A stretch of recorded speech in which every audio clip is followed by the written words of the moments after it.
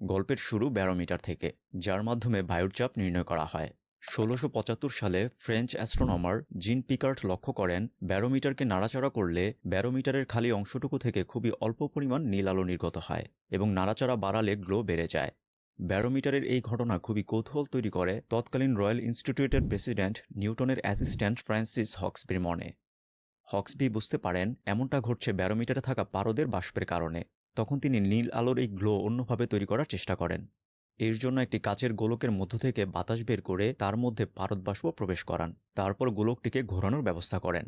গোলকটিকে ঘোরানোর সময় গোলকের উপরে হাত রাখলে তিনি লক্ষ্য করেন গোলকটি গ্লো করছে। এবং এটিই হচ্ছে প্রথম বৈদ্যুতিক বাতি। কারণ হক্সবির গোলক যে কারণে গ্লো করেছিল, অনেকটা সেই একই প্রক্রিয়ায় পরবর্তীতে আবিষ্কৃত ফ্লোরাসেন্ট বাল্ব গ্লো করত। যদিও হক্সবির সময় কোনো ধারণাই ছিল না কেন পারদ বাষ্পপূর্ণ গোলক গ্লো করে।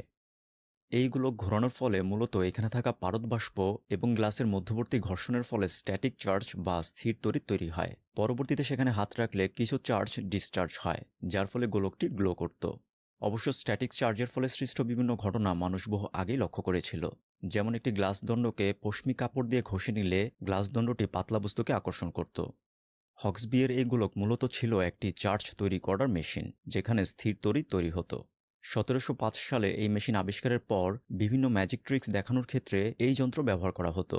যেমন এই মেশিনের মাধ্যমে মানুষ নিজের মধ্যে স্ট্যাটিক চার্জ জমা করে পরবর্তীতে আঙুলকে ধার্য পদার্থের পাশে নিলে একটি স্পার্ক সহ ধার্য পদার্থ জ্বলে উঠত, যা দর্শকদের জন্য ছিল এক অবিশ্বাস্য ঘটনা। তবে কিছু মানুষ ইলেকট্রিসিটির ম্যাজিক ট্রিক্সের বাইরে এর বৈশিষ্ট্য বোঝার চেষ্টা করেন। তাদের মধ্যে একজন ছিলেন স্টিফেন গ্রে। ১৭২০ থেকে ১৭৩০ সালের মধ্যবর্তী সময়ে গ্রে একটি এক্সপেরিমেন্ট করেন। গ্রে নিজেকে একটি সিল্কের দড়ি দিয়ে তৈরি দোলনার মধ্যে ঝুলিয়ে পায়ের দিকে হক্সবি মেশিন থেকে সৃষ্ট ইলেকট্রিসিটি নিজের শরীরের মধ্যে নেন। পরবর্তীতে খেয়াল করেন তার হাত স্বর্ণের পাতলা পাতাকে আকর্ষণ করছে।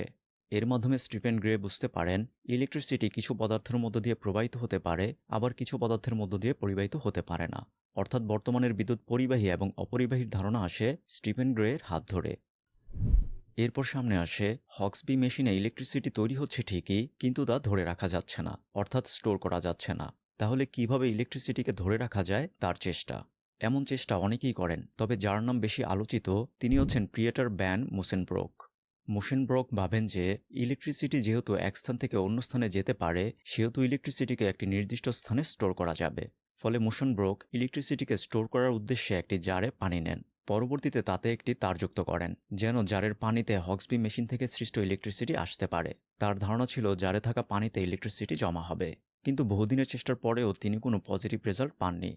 কিন্তু একদিন মুসেনব্রোক জারের উপরে থাকা তারের অংশে স্পর্শ করেন এবং তখনই একটি বড় মাত্রার শক প্রাপ্ত হন, এবং এই শক অন্য যে কোনো সময়ের চেয়ে তীব্র ছিল। ফলে তখন এটা নিশ্চিত হওয়া গেল যে জারে থাকা পানি ইলেকট্রিসিটি স্টোর করতে পারে। মুসেনব্রোক যেই শহরে এই বিষয়টি